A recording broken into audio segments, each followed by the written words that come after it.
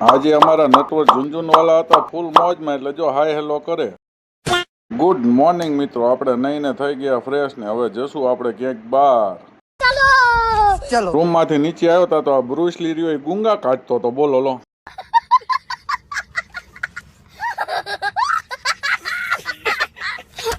ધોરીપોરે આવ્યો હતા તો નટવો ઝુંઝુનવાલા આપણી રાહ જોઈને બેઠો હતો.